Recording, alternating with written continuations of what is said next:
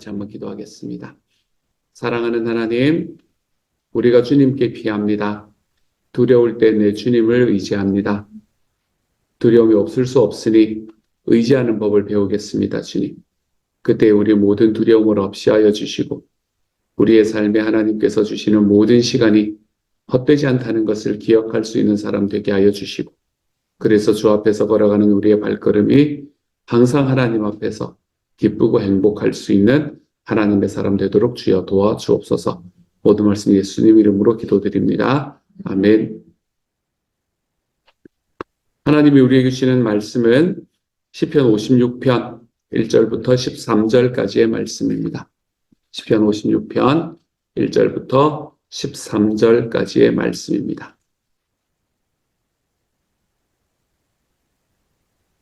우리 같은 목소리를 함께 읽도록 하겠습니다. 함께 읽지요. 시작.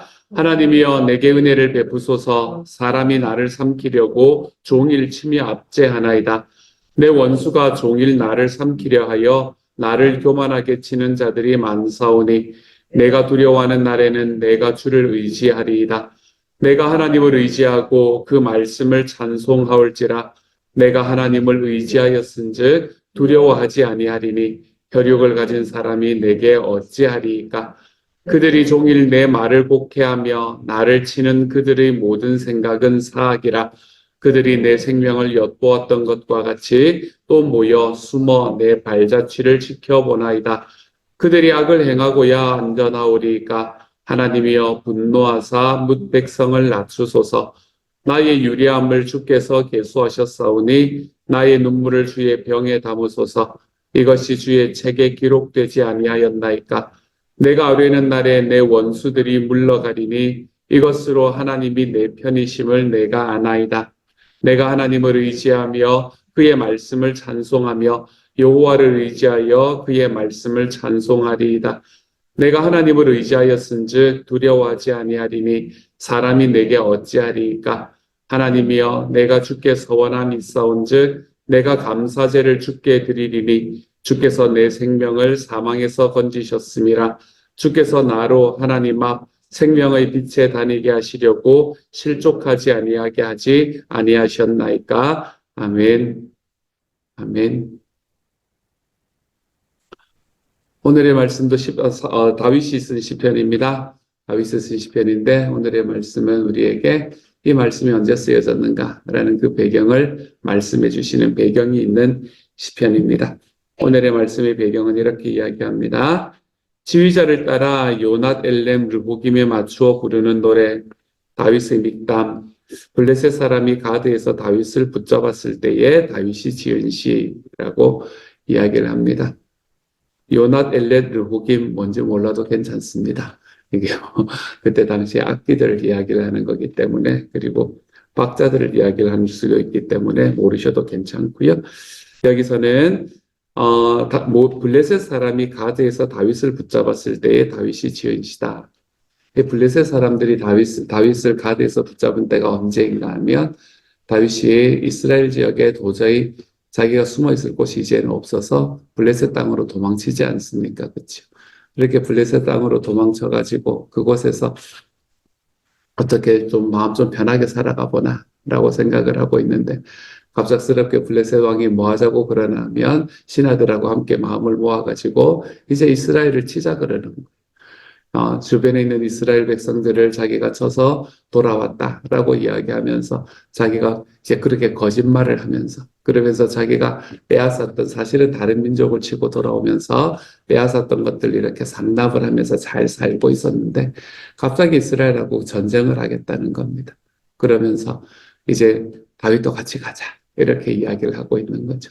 뭐 그런 이야기들을 할 때에 이제 다윗이 그곳에서 다윗이 이제 막 그거 하면서 막 미친 척 하면서 막 그러면서 나오는 이제 그런 상황들. 이제 그런 상황들 속에서 다윗이 지은 시가 바로 요 시다라고 이야기합니다. 아마 미친 척하기 바로 직전이지 않았을까라는 생각이 들기도 하네요. 그래서 하나님 앞에서 지금 다윗은 굉장히 두려운 상황이었을 겁니다. 자기 주변에 있는 사람들은 자기를 치려고 하고 지금 자기의 선택은 어떤 선택을 해야 될지도 잘 모르겠고 막 이런 상황 속에서 다윗이 굉장히 두려워하는 그런 상황이었을 겁니다. 그런 상황 속에서 다윗은 오늘 하나님 앞에 뭐라고 이야기하냐면 하나님은 나의 피난처이십니다. 라고 이야기합니다. 주님은 나이가 두려울 때 피할 수 있는 나의 피난처이십니다. 라고 이야기하지요. 3절의 말씀은 너무나 적나라하게 이야기하지 않습니까? 그렇죠? 내가 두려워하는 날에는 내가 주를 의지하리이다. 4절에도 내가 하나님을 의지하고 그 말씀을 찬송하올지라. 내가 하나님을 의지하였은즉 두려워하지 아니하리니 혈육을 가진 사람이 내게 어찌하리이까. 하나님, 우리의 삶에 하나님께서 주시는 시련도 많고 우리의 삶은 하나님 주시는 고난도 많고 어떨 때는 내가 살아가는 삶 속에서 내가 잘못해서 겪는 고난들도 우리의 삶에는 있습니다. 고난과 아픔들을 내가 경험하려고 할 때마다 우리는 언제나 두려움에 빠지기 마련이죠. 우리의 삶에는 하나님 주시는 고난뿐만이 아니라 우리가 자초하는 고난도 있다라는 것도 사실이지 않습니까? 얼마 전에 며칠 전에 저희 아내와 제가 이제 운동을 하고 있는데 제 아내가 갑자기 저에게 질문을 했습니다. 자기 다윗을 보면 참 무섭다는 거예요. 마음에 그가는 게 있다는 거예요. 마음에 안 드는 일이라 그랬는데 이해가 안 되는 부분이 있다는 거예요. 그래서 뭐냐? 그랬더니 다윗은 평생 동안 사울에게 쫓기지 않았냐? 그래서 그렇다. 근데 왕이 되지 않았냐? 그렇다. 그리고는 자기 아들에게 압살롬에게 또 쫓기지 않았냐? 그렇다. 왜 그랬냐? 이렇게 물어보더라고요. 그러면서 압살롬에 쫓기던 내가 사울에게 쫓기던 때보다 더 힘들지 않았을까라는 생각이 든다. 하나님 왜 그렇게 하셨는가? 저에게 그렇게 질문을 했습니다. 저희 대답이 무엇이었겠습니까? 궁극적인 대답은 주님께 가서 물어보자. 이게 저희 궁극적인 대답이긴 했었지만 압살롬에게 쫓겼던 것은 다윗이 그에게 쫓기면서 이게 하나님 앞에서 자기가 이유 없이 쫓기는 것이 아니라는 것을 너무나 분명히 알았을 겁니다. 사울에게 쫓기는 건 이유가 있었을 거 아니에요. 그렇죠? 이유가 없었을 거 아니에요. 그렇죠? 저희가 뭐 잘못한 게 있습니까? 다윗이 잘못한 게 하나도 없는데 그런데 막 쫓겨다니는 거잖아요. 하지만 압살롬에게 쫓기고 압살롬으로 인한 고난을 받을 때는 다윗은 자기가 무엇을 잘못했는지 분명히 알고 있었을 겁니다. 자기가 밧세바를 취했던 일, 그리고 그때부터 아이들을 낳았던 일, 그러면서 자기가 행했던 일들 때문에 자기 아들들을 제대로 징치하지 못했던 일, 그것으로 인해서 압살롬이 마음에 가졌을 그 억울함들, 이런 것들이 다 생각이 났을 겁니다. 그래서 다윗은 끝까지 뭐라고 이야기하냐면 압살롬이 죽지 않고 내가 죽었어야 되는데 그건 아들에 대한 그 애절한 마음이기도 하지만 다윗은 무엇을 이야기하냐면 사실은 압살롬보다 더 많은 죄를 지은 사람은 나지라고 이야기를 하는 그 다윗의 마음이 들어있는 거죠. 이처럼 우리들의 삶의 고난은 우리들의 삶의 아픔은 이유가 없이 아픔이 오기도 하고 이유가 있게 아픔이 오기도 합니다. 내가 그 이유를 알면서 아픔이 오기도 하고 내가 그 이유를 모르면서 고난이 오기도 합니다. 어떤 상황에서 고난이 오든 간에 우리의 삶에 있는 고난이 닥칠 때 우리는 항상 두렵습니다. 내가 여기서 이겨나갈 수 있을까? 내가 여기서 이것을 이번에는 승리할 수 있을까? 우리는 항상 두려움에 차있기 마련입니다. 언제나 우리의 문제는 나의 능력보다는 크게 우리에게 다가오는 것 같습니다. 그래서 찬양도 우리에게 뭐라고 이야기하냐면 바다라고 이야기하지 않습니까? 그렇죠? 이 바다라는 것을 요즘에 우리가 생각하는 바다와 성경이 이야기하는 바다의 개념, 느낌은 좀 다르다는 것을 여러분이 아시면 좋겠습니다.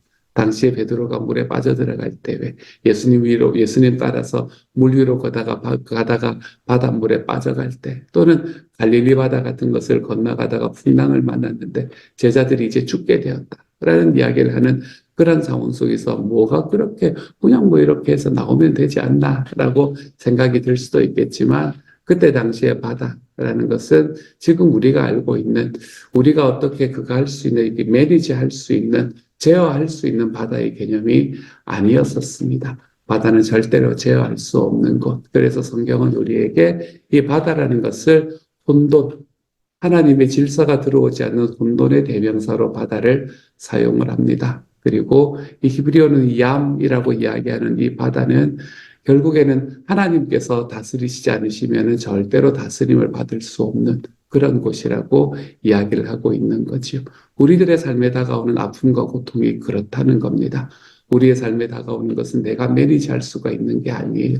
내가 요만큼만 반란을 받겠다. 내가 요만큼만 고난을 받겠다라고 이야기할 수가 없는 겁니다. 그러므로 우리는 고난이 다가올 때마다 힘듭니다. 우리는 아픔이 다가올 때마다 두렵기 마련이지요. 우리의 삶에 있는 고난 속에서 내가 두려움을 피할 수는 없습니다. 왜냐하면 그것은 언제나 나보다 크기 때문에 그렇습니다. 고난이 나에게 닥칠 때면 언제나 그 고난은 나를 부수어뜨려 버릴 것 같기 때문에 그렇습니다. 두려움을 피할 수가 없다면 우리는 한 가지를 기억하고 걸어갈 줄 알아야 됩니다. 우리는 나의 힘으로 이 두려움을 이겨낼 수는 없지만 이 두려움보다 크신 분이 나와 함께 계시다는 사실을 우리는 알고 걸어갈 줄 알아야 됩니다.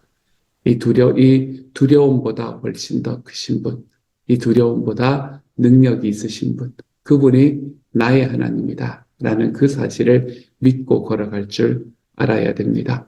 그래서 두려워하는 날에 우리가 의지할 수 있는 것은 주님이 되는 것입니다.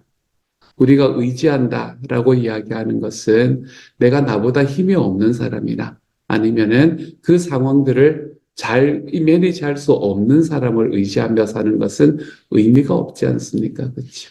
내가 뭔가 이제 고난이 있고 아픔이 있어서 내가 뭔가 이제 고트로 해야 되는데 돌파해 나가야 되는데 그 돌파하는 능력이 없는 사람하고 의지해가지고 둘 다 마음에 그냥 반창고만 붙이고 있다면 그것은 우리의 삶에 있는 문제를 해결할 수 있는 길이 아니지 않습니까?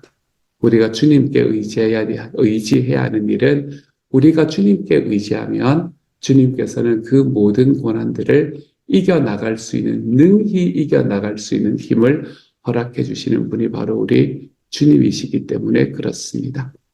그래서 우리는 그 두려움 속에, 고난 속에, 반란 속에서 우리는 주님을 의지하는 것을 좀 배워야 합니다. 주님을 의지한다는 말이 무슨 말인가? 오늘의 말씀의 4절에 보면 내가 하나님을 의지하고 그 말씀을 찬송합니다. 라고 이야기합니다. 하나님을 의지한다는 것은 그분의 말씀을 의지한다는 것을 이야기합니다. 하나님의 말씀은 하나님의 약속이라는 말로 바꿀 수 있습니다. 하나님의 언약이라는 말로 바꿀 수 있죠. 우리가 하나님의 말씀을 의지한다라는 것은 주님께서는 약속하신 것을 지키시는 분이라는 것을 믿어드리는 것을 이야기합니다. 그게 하나님을 의지한다라는 말입니다. 하나님께서 우리에게 약속하신 것은 내가 살아가는 삶의 상황과 상관없이 내가 어떤 마음으로 살아가는가 상관없이 주님께서는 그 약속을 지켜나가시는 분이십니다. 그래서 우리는 주님을 신실하다라고 표현하기도 하지요. 하나님께서 약속을 지키시는 것은 우리가 살아가는 삶에 있는 우리의 구원에서도 마찬가지요. 사실은 우리가 하나님 앞에 구원받을 수 있었던 이유는 내가 행했던 어떤 행위 때문이 아니라는 것을 우리는 너무나 잘 알지 않습니까? 내가 하나님 아버지 앞에 구원받고 내가 하나님을 내 아버지라고 부르고 주님이 나의 주님이십니다라고 부를 수 있는 이유는 딱 한 가지. 하나님께서 그 아들을 통해서 모든 인류를 용서하시겠다는 나의 죄를 사하여 주시겠다는 주님의 약속을 주님이 지키셨기 때문에 그렇습니다. 우리의 구원도 주님께서 약속을 지키시는 분이기 때문에 우리는 구원받을 수 있는 사람이 되었습니다. 우리들의 삶 속에 있는 그 어떤 것들도 내 주님께서 나와 함께 계시겠다는 그분의 약속을 지키시기 때문에 우리는 우리의 삶에서 외롭지 않게 걸어갈 수 있는 사람이 될 수 있게 됩니다. 내 힘으로 어떻게 할 수 없는 모든 일들을 내 주님과 함께라면 나는 그 모든 것들을 이미 이룰 수 있는 능력을 가진 사람이다. 우리가 이렇게 고백할 수 있는 이유는 주님께서 당신의 약속을 지키시기 때문에 그렇습니다. 하나님께서 우리에게 주신 약속을 저는 늘 세 가지로 표현을 하곤 합니다. 하나님께서는 우리에게 번영의 약속을 허락하셨지요. 하나님께서는 우리에게 소망의 약속을 허락하셨습니다. 하나님은 우리에게 생명의 약속을 허락하셨지요. 주님은 우리를 번영케 해주실 겁니다, 여러분. 주님은 우리의 삶이 그냥 그렇고 그러면서 살아가는 것을 주님은 절대로 원하지 않습니다. 주님은 우리의 삶에 하나님 안에서의 번영을 허락해 주실 것입니다. 하나님 우리에게 소망을 허락하십니다. 주님은 우리가 절망 가운데 살아가는 것을 절대로 원하지 않습니다. 낙담하며 우리의 삶을 살아가면 살아갈수록 더욱더 자신이 없어지고 힘이 없어지는 자리로 걸어가는 것을 절대로 원하지 않습니다. 때로는 우리의 겉모습은 약해질 수 있겠지요. 하지만 우리의 속사람을 날로 새롭게 만들어 주심으로 내 안에 있는 보배인 그 그리스도의 복음을 날로 새롭게 만들어 주심으로 우리의 삶을 하나님께서는 절대로 낙담하게 부패하게 만들어가지 않으십니다. 주님은 우리에게 생명을 약속하셨고 또한 그 생명을 우리에게 허락하고 지키시는 분이십니다. 우리가 생명을 가질 수 있게 하셨고 영원한 생명을 얻게 하셨을 뿐만 아니라 우리들의 삶 속에서 하나님의 생명에 맞도록 살아가는 삶을 살 수 있도록 주님은 우리를 생기 있게 만들어 주셨습니다. 생기 있고 발랄하게. 그러니까 좀 깔깔깔 웃으면서 살아가시기를 소망합니다. 생기 있고 발랄하게. 하나님께서는 우리를 살아갈 수 있도록 우리에게 생명을 약속하셨습니다. 이 주님의 약속은 있잖아요. 우리가 어떤 삶을 선택을 하고 우리가 어떤 선택을 하고 어떤 삶을 살아가든 간에 이 주님의 약속은 절대로 변하지 않습니다. 저와 여러분의 삶 속에서 내가 하나님 앞에서 이래서 되겠나라는 생각을 하는 그럴 때에도 하나님은 끝까지 당신의 약속을 지켜나가는 분이십니다. 그렇기 때문에 우리는 그 하나님께 의지할 만한 겁니다. 하나님이 약속을 지키시는 분이시니까요. 제가 생명의 삶을 할 때 그런 이야기를 합니다. 예수님께서 우리가 예수님 앞에 구원을 받을 때 우리는 질문부터 하고 가볼까요? 여러분, 예수님을 믿은 사람이 그 구원에서 다시 떨어질 수 있을까요? 예수님을 믿은 사람은 절대 그 구원에서 떨어질 수가 없습니다. 왜 그럴까? 왜냐하면 우리가 주님과 함께 주님께 구원을 받을 때 우리는 주님과의 손을 어떻게 잡는 사람인가 하면 이렇게 잡는 사람이 아니라 이렇게 잡는 사람이기 때문입니다. 라고 이야기를 드렸죠.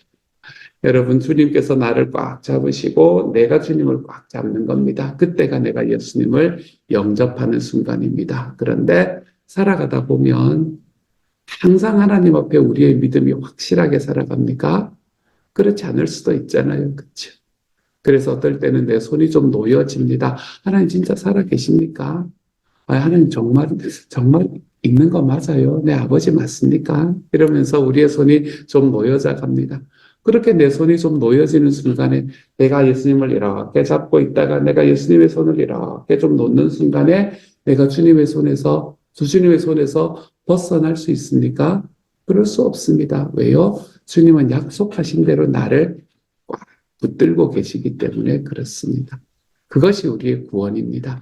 그러므로 우리는 우리의 손을 좀 놨다가 잡았다가 할 수 있습니다. 우리의 믿음이 하나님 앞에 좀 약해졌다가 내가 또 어떨 때는 열정으로 주님 앞에 나아갔다가 헌신희생 힘들어요 하다가 내가 희생하는 것이 아무런 문제가 없는 즐거움으로 걸어가다가 그렇게 살아갈 수 있습니다. 하지만 그 어떤 것도 우리의 구원을 놓치게 만들 수는 없습니다. 왜요? 주님께서 나를 꽉 잡고 계시기 때문에 그렇습니다. 왜 주님이 나를 잡고 계십니까?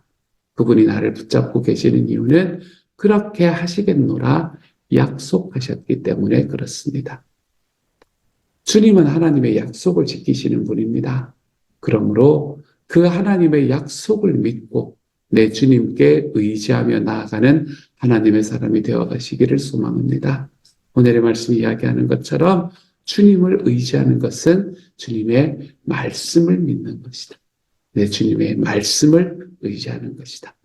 약속하신 하나님이 신실하심을 좀 믿고 내 하나님 앞에 걸어가 봄으로 내 주님께 의지하는 것이 많이 즐거워지고 행복해질 수 있는 오늘 하루가 되어 가시기를 소망합니다. 두 번째로 4절의 후반절에 보면 내가 하나님을 의지하였은즉 두려워하지 아니하리. 주님을 의지하는 사람이 가질 수 있는 특권이자 주님께 의지하는 사람이 행해야 되는 책임. 저는 이 두 가지를 다 포함을 하고 있다고 생각을 하는데 그것이 무엇인가 하면 주님께 의지했으면 두려움을 좀 내려놓을 줄 알면 좋겠습니다. 나는 주님 앞에 기도도 하고 두려워하기도 하고 그래도 괜찮습니다, 여러분. 하지만 얼마나 억울합니까? 안 해도 되는 걱정하고 있는 아이들 보면서 가슴 터지는 때 없었습니까, 여러분? 뻔히 잘 될 건데, 근데 그것 가지고 막 고민하는 아들, 아내나 남편 보면서 옆에 서서 혀 끌끌 차면서, 에휴, 나중에 돼야 알지. 여러분, 이런 이야기 한 적 없으십니까?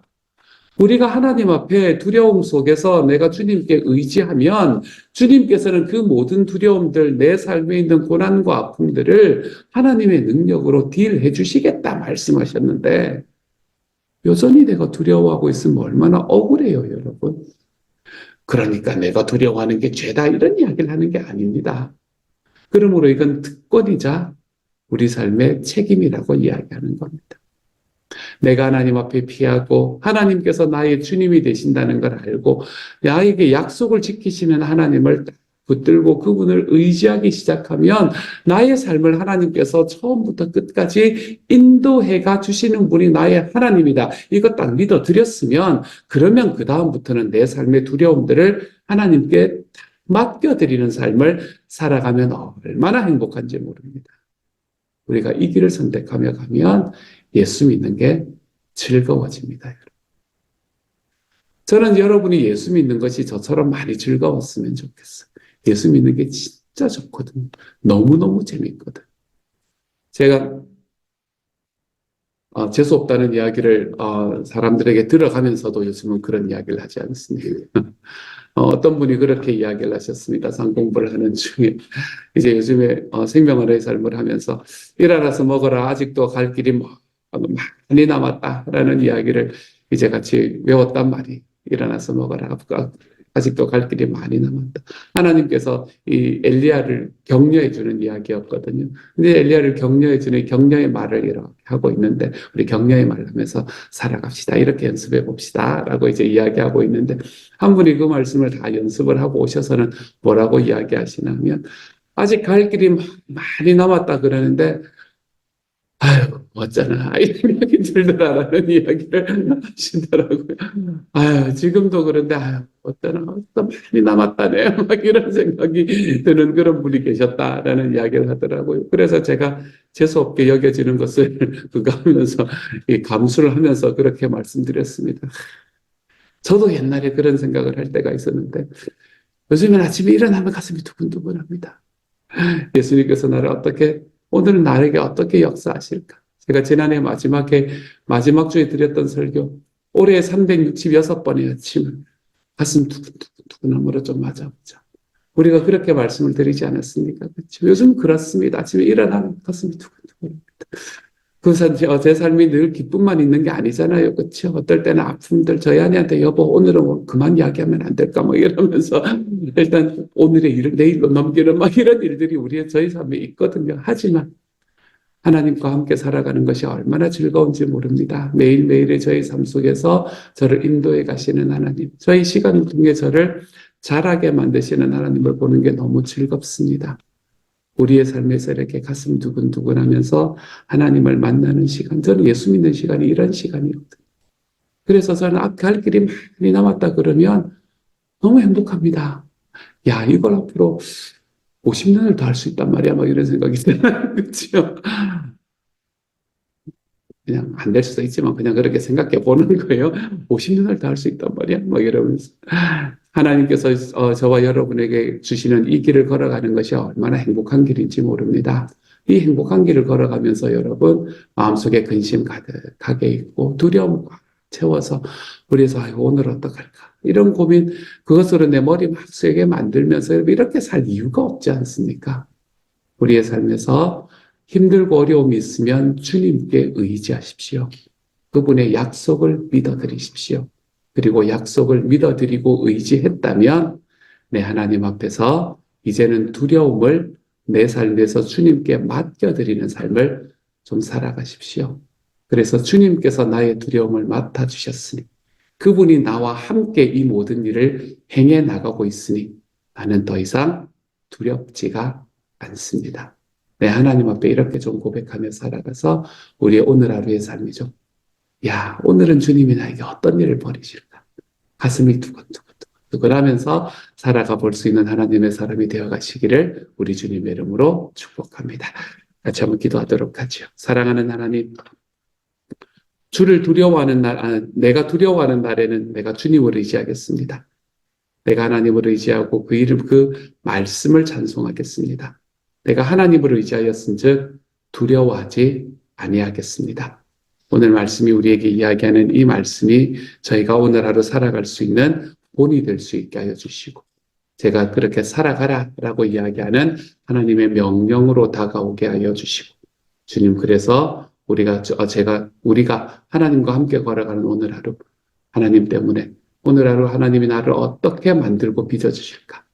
하나님 삶에 있는 고난과 어려움이 나를 꽉 누르고 있다고 하더라도 그걸 주님께 탁 맡겨버리며 나는 가슴 두근두근하며 살아가 볼 수 있는 하나님의 사람들이 다 되어가도록 주여 도와주옵소서. 모든 말씀 우리 주님 예수님 이름으로 기도드립니다. 아멘. 하늘에 계신 우리 아버지, 아버지의 이름을 거룩하게 하시며 아버지의 나라가 오게 하시며 아버지의 뜻이 하늘에서와 같이 땅에서도 이루어지게 하소서. 오늘 우리에게 일용할 양식을 주시고 우리가 우리에게 잘못한 사람을 용서하여 준 것 같이 우리 죄를 용서하여 주시고 우리를 시험에 빠지지 않게 하시고 악에서 구하소서. 나라와 권능과 영광이 영원히 아버지의 것입니다. 아멘.